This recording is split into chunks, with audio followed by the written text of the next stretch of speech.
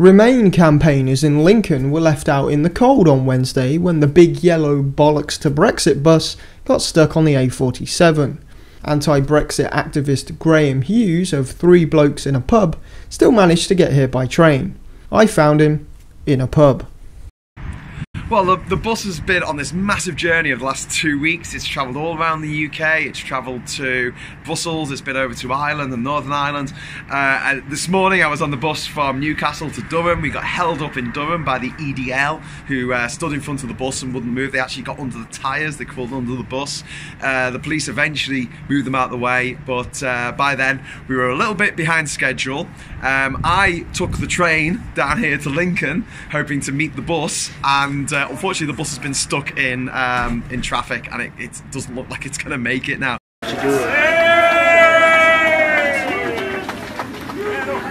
At the moment we're campaigning for a people's vote. We want to say in the future of our country, and for people saying it's undemocratic to have a vote, I'd like them to think about the words they're saying there. It's undemocratic to give the people a vote. I don't think so. Things have changed, people know more what's going on now, and it's actually a different question. Do you want May's deal or do you want to stay? If we were to have another referendum before March, I think I would agree.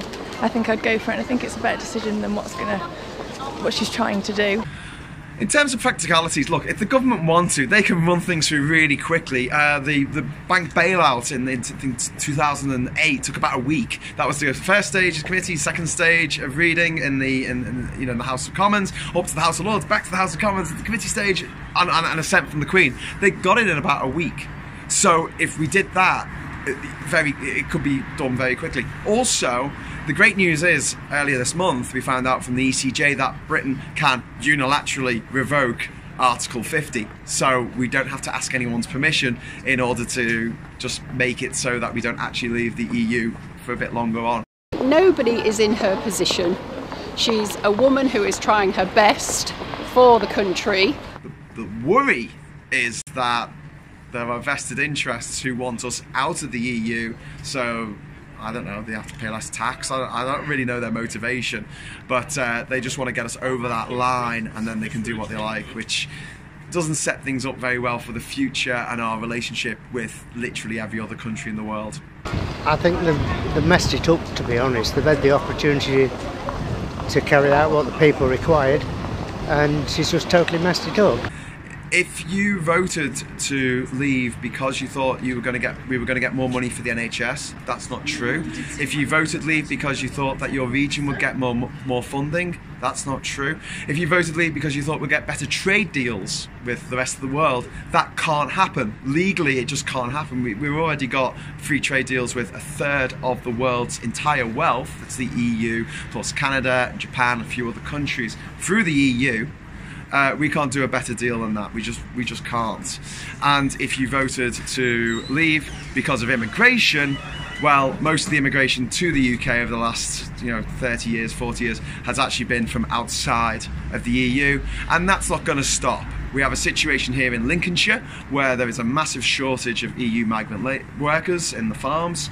Fruit is dying on the vine, and you've also got a situation in which the NHS has over 108,000 vacancies right now, and that's because EU citizens are leaving the UK in droves because they don't feel welcome anymore. So even if you voted for less immigration, you're not getting that either. All we've done is voted for us to have less money, less rights and less protection, and that's not what I think anyone really wants.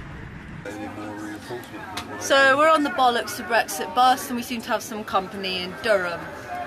And they don't like it. People that apparently believe in democracy, but they are now committing, I think, an illegal activity because they've egged our bus.